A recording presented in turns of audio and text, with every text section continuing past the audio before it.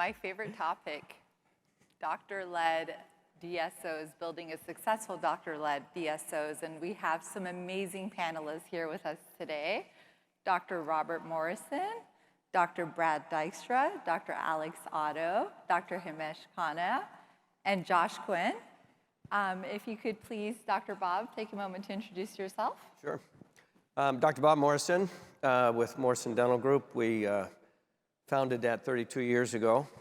I think I was asked to be the historical member of this panel for a couple of reasons. Been in the industry as a clinician for 42 years, after 10 years in the Navy, and we've been with CareStack for 6 years. Awesome, thanks for being here. Dr. D? All right, I'm Dr. Brad Dykstra, Hudsonville, Michigan. I'm the founder of My Smiles Dental Group. I opened my first practice in 1978, so I think I beat you. There you go. So, but you look younger. It's my hairdresser. Anyway, we have 7 locations in Western Michigan, greater Grand Rapids area, and we've been with CareStack also for quite a while. I think we were user number 4. So we've learned a lot over the years as CareStack. Wonderful. Dr. Alex? I'm Dr. Alex Otto. I'm a practicing pediatric dentist, and my husband and I are the founders of Kids Tooth Team Pediatric Dentistry. We have 5 locations in Texas and Michigan, and also the founders of Alcan Dental Cooperative, which is a pediatric partnership organization. Dr. Himesh? I'm Dr. Himesh Kana. I was up here earlier. I'm the managing partner for Dental Depot in Dallas. We're a especially multi-group in 40 locations in about 4 states, 5 markets now. And so, been a CareStack user. Similar to these guys, one of the early adopters back in 2017. Perfect. Josh? It's Josh Gwinn, founder and CEO of Optimize Practice Services. Optimize is a partnership and consulting organization based out of Las Vegas, Los Angeles, and Denver, oddly. I've been new to CareStack, actually, and it's my first time up here, so I'm excited to learn just like most of you guys. Wonderful. Thanks all for being here. So, got to start with the topic of metrics and analytics. So, Dr. Bob, what key metrics or indicators can be used to measure the success of clinical collaboration within DSOs? Well, there's both macro and micro. And I say that because macro is, how's the office doing?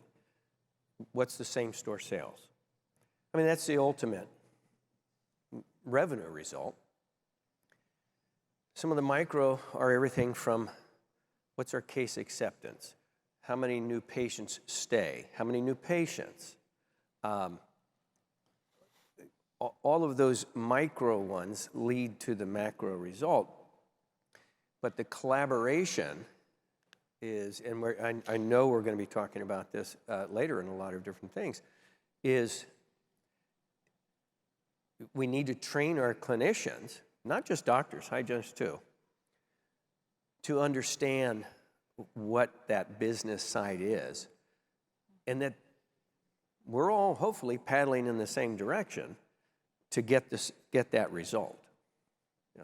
Wonderful, great. Dr. Himesh, same question for you. How do you measure the success of clinical collaboration within your DSO? Yeah, so we can get when I got out of dental school, KPI wasn't a term we really understood. And so later, as you get into, you hear EBITDA, you hear KPI, and you have to look this up really quickly to understand what it really means. And really, we can get very KPI happy, and we can start looking at measuring all kinds of things and bog ourselves down. And really, what we look to do is look at KPIs to create optimal behavioral outcomes, right? And so we really don't want to use a KPI to tell somebody that they're not or they are doing something. What we want to do is using it as a module for a better outcome. And so, and then we can get really granular and technical on the back end because we can look at KPIs at many different levels. I mean, we can look at it at 100,000-foot view and then regionally and then site level to managers, to assistant managers, to even, people who may be just answering the phone. And so some KPIs will have different measures, and so they have a direct correlation in the output of our clinical teams and schedules. And so things like we've even gotten granular as looking revenue per claim, like by payer. And when you start looking at that, it tells us an interesting story of the output of payers and per claim. So, I mean, it just depends on really which KPIs you're really wanting to measure and look at. Yeah, that's a really great point. I call that death by metrics or data. So what I'm hearing you say is that there's 1,000,001 ways that we can slice the data, but getting hyper clear on specific ones that we can actually pull levers on and give direction to our clinical and operations team to move the needle on. That's right. And you don't want to overwhelm your clinicians. Exactly. That's great. Wonderful. So I know this is not anyone's favorite topic, but incredibly important. Dr. Alex, regulatory compliance is critical in healthcare. How do DSOs ensure that their clinical and business operations align with relevant regulations while still delivering high quality of care? Yeah, definitely not everyone's favorite topic and always a stress in a dental office. I think obviously we have to be sophisticated enough that we're not just using Google Sheets to track everyone's compliance. But I think taking it even a step further as a doctor-led DSO, how important it is that we have a seat at the table when those compliance items are made at the state level. I'll be the president of the Texas Academy of Pediatric Dentistry this year and get to sit down with the state dental director 4 times a year, and we talk about some of these compliance issues. So I think that as a doctor-led DSO, we have that unique ability to have a voice and have a seat at the table when a lot of these items are being discussed and being made. And so that really helps us to be at the forefront of the compliance items instead of just having to track them on the back end. So just a little plug for how important it is for us to all be involved in organized dentistry at that local, state, national level so that we can be up to date on those items, but also have a say in what's going on. And that's great. And obviously you guys have a handful of practices, and it's great that you're involved at that level. What steps do you take to ensure that that level of compliance trickles down throughout your organization? Yeah, I mean, knowing, obviously, you have to have someone who's dedicated to knowing what those are at the state level so you can implement them at your office. Having a compliance officer in each individual office. And then we have some pretty sophisticated software that helps us track those in each of the offices so that nothing slips through the cracks, because it's so easy for an RDA to forget to renew their BLS, or somebody to come out of date in your office. And so having some of that software and technology that helps you to do that at each individual office level has really helped us to make sure that we're compliant with everything. That's great. And Dr. D, how about you? Well, yeah, my view is I think they are so connected. The more compliant you are, I believe the patient gets a better experience. With some of the practices that we acquired, their OSHA and HIPAA stuff was just basically non-existent. And so you have to sort of go in and do that, because as you start to grow, you become a bigger target if you're not doing things well. So I think just the compliance, it's like, hey, this is who we are. It goes with our core values. We want to do no harm. So you have to be compliant, and when you get big enough too, you need, with HR law, I mean, we have a full-time HR person just to keep us hopefully out of trouble. That's great. And Dr. Himesh, we talked a little bit earlier around, being able to maintain your arms around the business and infiltrating the same level of consistency and patient experience within your organization. What tools do you implement in order to ensure that there's some level of calibration across the platform with your providers? Well, I think it goes back to, and I know behind the scenes we've talked about this, it goes back to culture, and we talk about the training and the onboarding, and the amount of time really spent in those initial first few months. In our organization, we think the most important day you'll ever work first is your first day. And we do that because that onboarding process is so critical for us to really take a team member to really establish kind of our culture. They see videos on how we're going to do things from greet a patient to do very simple things to answering a phone, and using some great methodologies taught by Ritz-Carlton and some other things. And so really our goal is to really set those standards applicable high. It goes right along with our core values. Our acronym for our core values spells impact. And we kind of really teach what each of those core values means to us and we live by them. They're on the walls. I've got a credit card in my wallet that has my core values in it. I carry them every day. And so I think when you institute that around culture, right, I think it kind of bleeds through, and that's really what we're trying to embed in our organization. Yeah, and I've actually seen that within your organization, and it's really become a part of the DNA of the org, and you really take the time to do the training and ensure that alignment is there, so that's wonderful. Well, I'll just add that, yeah, we actually, one of our people who's here, she's our onboarder and trainer and retrainer, and then we also have monthly quizzes on HIPAA, OSHA, just that everybody has to do. So again, just repetition and setting clear expectations. That's great, having a dedicated individual within the organization to provide that oversight. Thank you, Dr. D. Josh, you are the non-clinical person here on the panel along with myself, and you and I have very similar backgrounds where we fully appreciate that without these individuals, there really is no organization. Right. And we've, all afternoon been talking about the critical nature of provider retention and just, engagement. Why is provider retention important, and what can associate to ownership opportunities look like within DSOs? So Especially, there's multiple answers. I would start with why is it important? It's important due to, for me, it's purpose and trust. And when I say trust, it's about your patients coming in, seeing familiar faces, your teams being able to build collaboration amongst themselves with people that they get to work with on a daily basis.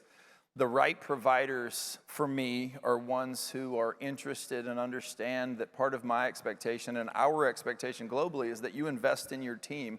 You invest in their learning, you invest in their career development, and one of the most exciting things that can happen is that your assistant gets promoted and now they get to train other assistants, or they go and grow beyond and above that. If we have providers that are focused on that, then they have a purpose. And the truth is, and Ellie, actually, you've heard me say this before, purpose is the most critical thing, in my opinion, you can give to your team. We make the mistake, we set up, we're leaders, we're doctors, we're owners, and we make the mistake thinking that our teams don't think somehow the same way we do. And the truth is, every single person out there is looking for purpose, somehow. They're looking for a place where they can make a difference. If they're not, get them out. They're the wrong people. But the right people are looking to make a difference somehow, some way in your practice. And if you give them that opportunity, your providers the opportunity to train, develop, and grow people, they're going to lean into that. And if they don't, they're the wrong people. If you find the right ones, though, and you push them and give them that purpose, the game changes completely. And it's so important because once you have a purpose, you start to tie that culture together, right? We have the words, we have the impact, we have the core values. You have all those things, and that's awesome. If they're words on a wall, they mean nothing. But if it's how you live, breathe, develop, train, and then make purpose happen for people, it's really hard to leave that. $100, $1,000, $10,000 is not going to buy a doctor away from their purpose once they understand what that is. And as leaders, our job, in my opinion, is to make sure that we're defining it for them. This is your purpose here. This is how you can change the organization, change your teammates' lives, and change patients' lives on a daily basis. If you throw that into the mix, everything else is different. You're so right. And there's been so much research that says people don't leave because of money. 99.9% of people leave because of lack of clarity, lack of training, lack of culture. Ellie, people don't quit jobs, they quit bosses.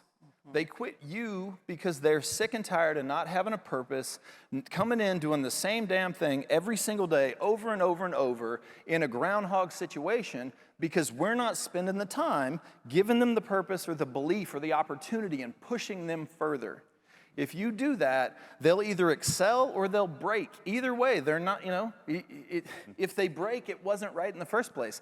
That's what you have to focus on. From my opinion, again, I don't know everything, but I know that works. I've seen it with kids, I've seen it with teammates, I've seen it with doctors. It doesn't matter who you are. You want a purpose, and you want to know that what you do matters every single day. Changes everything. Sometimes it's just a small acknowledgement and celebrating with the win. So I love that. Thank you, Josh. Dr. D, Same question for you, except for around associate to ownership opportunities. We've been talking about kind of the evolution of dentistry, some of the older DSO models that were 100% outright ownership and nothing but associates, and kind of now the migration to folks understanding the importance of provider engagement by the way of equity or whatnot to retain the provider. What have you done in your organization to facilitate that? I'm not sure I quite understood the question. So the question is around provider retention. Okay. What does an associate to ownership model, what can that look like? Oh, yes. Well, if you were here this morning, the end of Perrin's talk, he talked about it. But I started wanting the associates to stay. They kept wanting ownership. So we went to Perrin and DeWalker, and they came up with what we have as an earned equity program. So the doctors can earn equity in the organization by meeting and exceeding certain benchmarks, and then they get a certain percentage of that, and it's tiered, so it comes in increments over 5 years or so. And whenever they leave, they lose a lot of their shares that are not vested. Unvested shares. So it becomes sort of like golden handcuffs. And also my hope was they would also take on a lot more ownership attitude, which some have more than others, but still they think, well, now I'm part owner, so I don't have to follow the rules. So you have to really come back around and, hey, now you're leading by example more than ever. So if you see something happening, don't tell the admin team, deal with it. You know, take ownership. So I'm finding that's the harder part, but it's fun. But again, like Josh said, they have to understand what they do matters to people. Yeah. As a clinician for many, many years, it was always the best days when you could change somebody's smile and they would just look in the mirror and it changed their lives literally. And some are big and dramatic like that, but a lot are little things. But I'm trying to get every single person in our organization to understand everything everybody does comes together for a good patient outcome. Yeah. You skip one thing and the whole situation can go downhill fast. So just understanding that's an important. And also every day at our team meetings, our morning huddle, we have everybody kind of recite our mission statement. But the gist of it is we're helping people by improving their oral health, we improve their overall health and give them a better quality of life. So it's like if we can improve their oral health, which helps their overall health, it does give them a better quality of life. So that matters to everybody. Exactly. So what I'm hearing you say is there's a dating period and a certain criteria, and once they meet those thresholds, then they have an opportunity to equity that vests over a 5-year period of time. And one of my favorite questions to ask, not just doctors, but anyone working in your practice is, what would you do differently if your name was on the door? Right? And I think you just spoke to that incredibly well. And Dr. Himesh, I know you're very passionate about this topic, and Dental Depot is very much a doctor-led organization. So. Yeah, I mean, in this room, we've got doctors that are in that journey to have a practice, 2, 3, 4, 5 practices. And, you know, we're looking for some stickiness in which our doctors will stay, right? Ultimately, we don't want our doctors leave because they're the lifeline of our practices. And what we've got to be really sensitive to, that the world has changed. I mean, Preen said this morning that, you know, the average doctor's coming out with $304,000 in debt. That's about 6 times what I came out with 24 years ago. And so inflation has hit them too, just like it has hit everyone else, yet they want to be practice owners. And frankly, hanging a shingle 25 years ago was easy. It really was easy.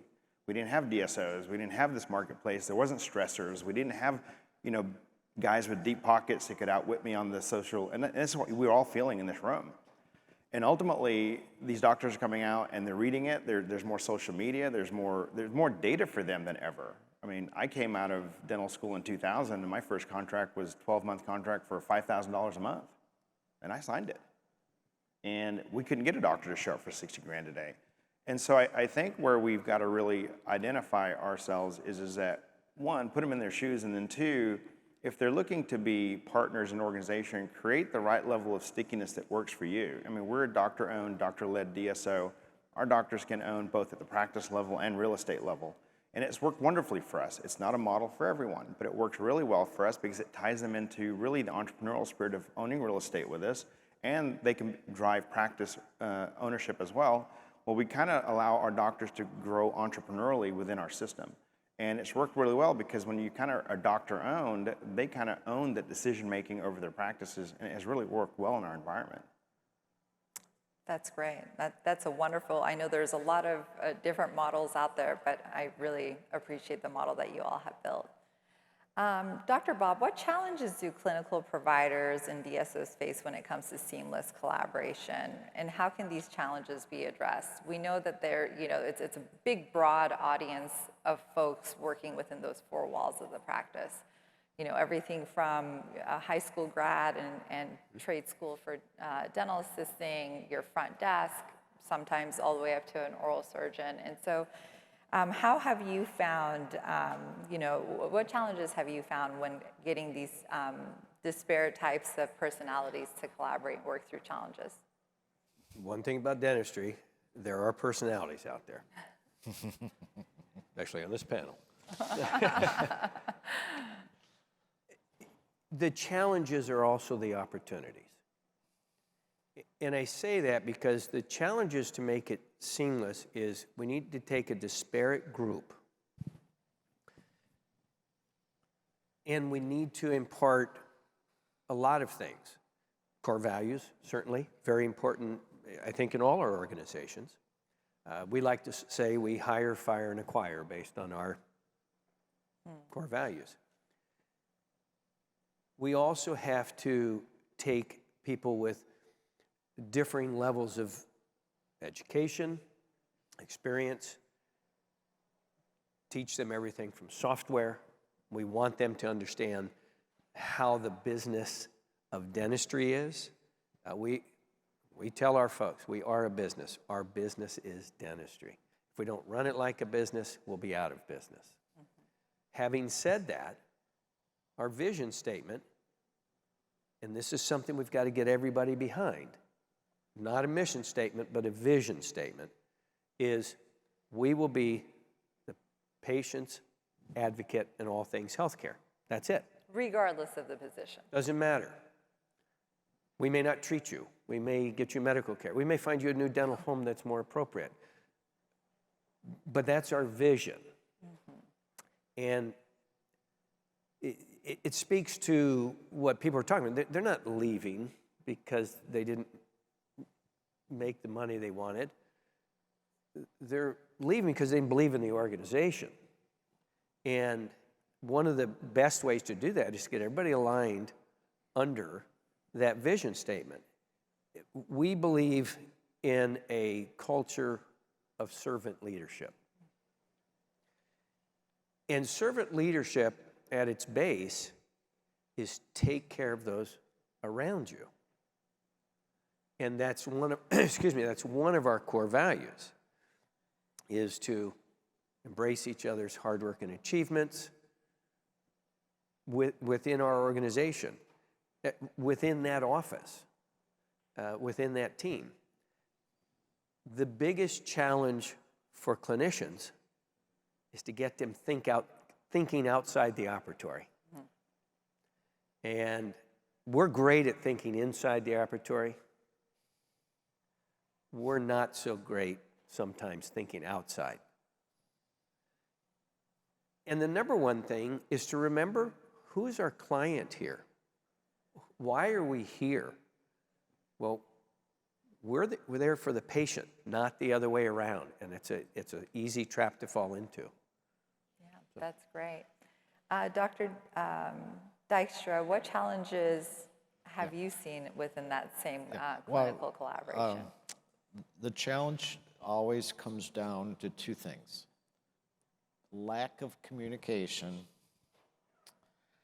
and I don't know if you've ever read the book Leadership and Self-Deception, but we all have a tendency to put ourselves in a box, somebody else in a box, and so everything they do, we look through those colored lenses. And so we have to sort of be able to help everyone get out of that. But like you said, a common purpose. We're here for a common purpose. And for many years, I sailed, I raced sailboats up and down Lake Michigan and stuff with a crew of anywhere 8 to 12, who would be architects, engineers, biologists, and they all thought they knew best. So in dealing with that, it was like, okay, you know, I'll listen to your thoughts. Feel free to bring me your ideas, but in the end, we can only have one plan. And so my role is to listen to everybody, but still guide the ship and give directions. But it's like, so you have to listen to all your people. If the hygienists are all complaining about X, Y, and Z, well, don't say, oh, they're just a bunch of prima donnas. Don't listen to them. You better... Hygienists, prima donnas? I've never heard of such a thing. Divas, diva hygiene, you know, we have... No, hygienists are great. One of mine has been with me 37 years, 135, 133. And that's wonderful. But I've learned to listen to them. But again, you listen, but then you turn it always back to why are we here? So how will this, whatever we're talking about, how will it affect our relationships or the treatment with the patients or the relationships within the office? That's also important. Yeah, and you make a really good point, and I think this holds true across the spectrum in any position. We often get tunnel vision on the role that we're responsible for, and we don't take the time to understand what the other person is going through or why they're going through it. So Dr. Alex, how have you addressed some of those challenges? Yeah, I mean, just go off of what you guys have already said. I feel like it's a lot of times a lack of clear understanding on what your role and responsibility is as that team member, how that fits into the overall picture. I know we'll talk about training and onboarding more, but really just making that as clear as we can from the get-go, what everyone's roles and responsibilities are, helping them carry out and give them the tools that they need to be successful in those roles. Has helped us address some of those challenges, because it is, you know, you have to rally behind your mission, your vision, your core values. But if you don't know what those are, or if that's not well articulated, then I feel like that's where a lot of times you run into issues. Perfect. And Dr. Bob, you hit on communication. So Dr. Alex, how can technology be leveraged to facilitate clinical and business team communication effectively, and maybe even across other operational functions? Yeah, we've talked so much about technology. There's so many exciting things out there that we've learned about this weekend. You know, in our offices, when we implement new technology, we really, you know, we try and pilot it at one of our offices so we can really see how that works before we roll it out to the whole company.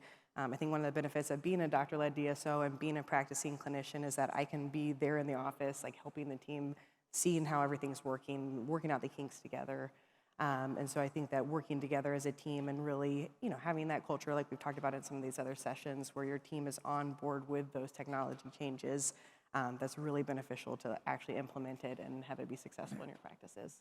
Perfect. And Dr. Himesh, how about within your organization, how's that technology leveraged? Well, I mean, you know, we obviously have been a strategic partner with CareStack from 2017 and been, you know, kind of had a chance to look under the hood and be able to build some things. But you know, you guys have been exposed the last couple of days, and you guys go to conferences, that there's an enormous amount of technology, and there's AI, and there's all this stuff, and if you're not careful, you can almost get into technology overload, right? And we feel it. You buy something, and you expect it to happen. You had good intentions to do it, but then the team members aren't using it. And I'll go back to what I said earlier this morning is, you know, figure out your why as to what you want to go purchase a piece of equipment or technology for, and then make sure you resonate it through and have worked out a process for it. Because it may really good at 100,000 feet, but when I have somebody at the site level trying to use something, I may realize that in their day-to-day world, right, it's just another add-on thing that I did so that I could buy some data upstairs, right, and it didn't make any sense to me, and it wasn't, you know, the output wasn't where it was going to be. So I think technology plays a very critical part in what we do. But I think when it really comes down to it, we kind of had a reset within our own organization in the last year or two. And I'll go back, and I know Dr. Morrison said, we build these businesses on basic fundamentals, right? And I don't care what technology's saying, right? Quality of care, culture, butts in the seat, right? Schedule staying full, right? Those are still fundamentals. Answering the phone correctly. Go back and look at things that will fundamentally grow your business, and then there's always these bells and whistles you can add as you grow. And no pun intended, but what I'm hearing you say is first diagnose if there's even a problem. Right. And connect with the end users, your key opinion leaders, again, closest to the patient. Right. And then begin to make those buying decisions, solving for the biggest problems first, as opposed to just throwing yet another initiative, and here's another thing, and the next thing, now you have to learn this. And ultimately, that does lead to cultural burnout. It does. Yeah, so that's wonderful. It's also really important that everybody understands the why. Oh, for sure. Yeah. Because if you can explain to the team member, okay, this is going to save this much tedious work. It will allow you more individual time to focus on the patient in front of you, to give them better service, then if it makes sense to them, they'll do it. But like, again, if you don't do it right, it's one more thing we have to do. It's And one more thing, expense. one more thing. I hate that. Exactly, yeah. But I always go back to when first digital radiography came out, and for the hygienist, versus having to take all the x-rays, go in the dark room, and then have to do retakes. And meanwhile, the patient's sitting in there with suction doing and all these scary looking instruments. That's what the patients would think. They're by themselves all the time. Now the patient's never alone. And it saves time. So when they would complain about it, first of all, but look at the advantage for you and the patient. The WIFM statement, right? The what's in it for them, super important. Josh, in your experience, how does a strong clinical business collaboration contribute to your own professional growth? Because again, you've had to walk that line where you're supporting a lot of providers. You said it when we first got up here, there is no dental business without dentists. So when you start from that place and an understanding that none of us operators or any of us outside of the clinicians can do any of this without dentists, the mindset can change if you're thoughtful about it. One of the things that I see, our idea here is how to build a strong, dentist-focused business in the age of private equity. One of the things I see with private equity that becomes a problem is when we commoditize the clinician themselves.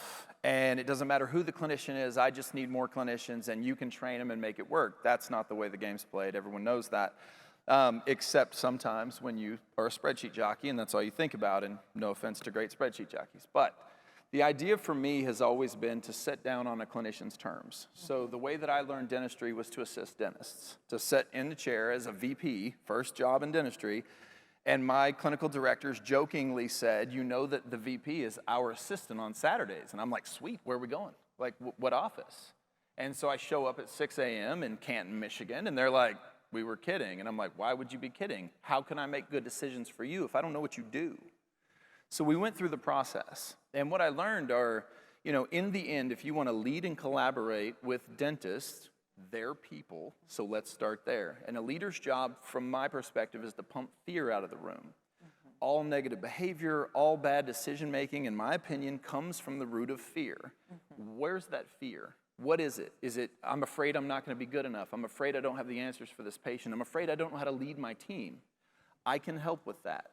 My job is to get you the support, the accountability, frankly, and give you those in equal measure, like the hands of justice, so you can develop and build and become the best leader possible.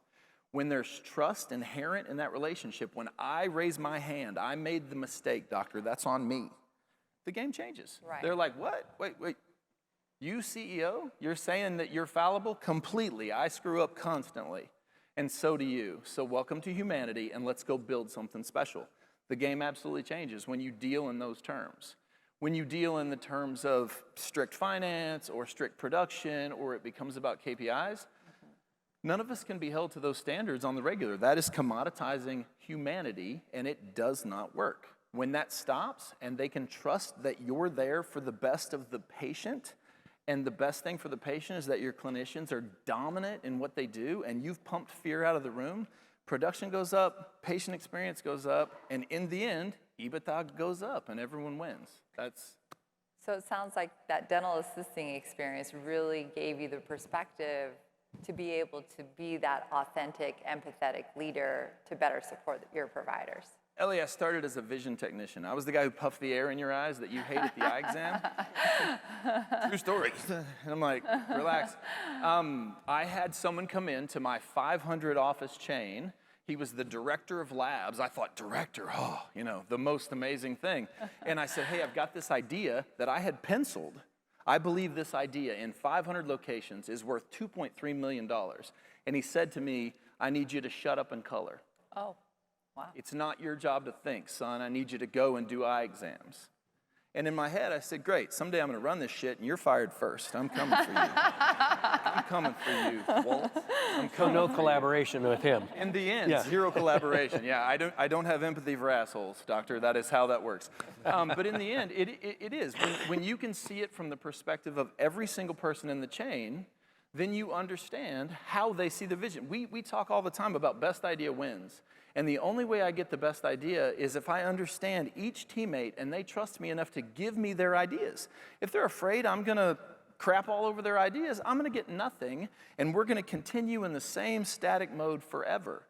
That goes for the dental assistant, the treatment coordinator, all the way to the chief dental officer, and we build that trust constantly by being fallible and vulnerable and open and pumping as much fear out of the room as often as we can. That's the only way I've seen it work. Otherwise, it's a shell game played by really rich people to make other people really richer. I'm not interested. Right. And it sounds like your professional growth has been tremendous because you've interacted with all different types of providers and settings and really allowed them to be the expert of their dental assisting practice, their dental hygiene practice, their dental practice. Everyone who knows me hears me say, I am not a clinician, but I've seen a bunch, right? And what you just said is 100% true. It starts with not being afraid to be wrong and not being afraid to ask a stupid question. Hey, doc, this could be ridiculous, but what about this thing?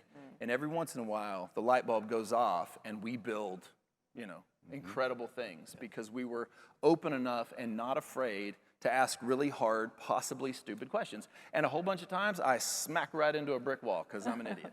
It happens. Josh, you're right. Fear is the enemy of innovation. Yeah. Pure and simple. Yeah. If you can pump fear out of the room, doctor, you change the game for everyone.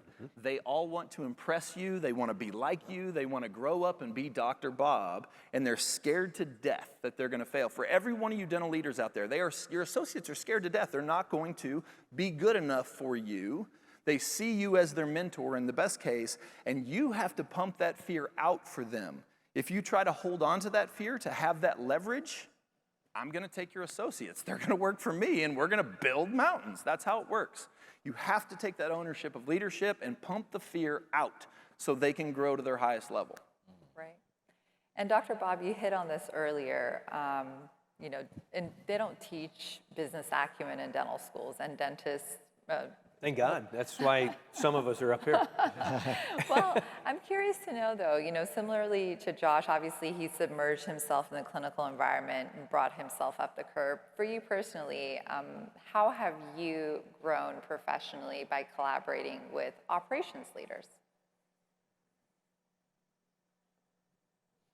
They teach me as much as I teach them. I don't have every idea. Josh and I come from a Navy background. I think that gave us an advantage. Hoorah. Let's go. But Thank you. Thank you. Yeah, right. Thanks for your service. the Let me ask the growth comes from learning, listening, the best growth I get is watching people succeed.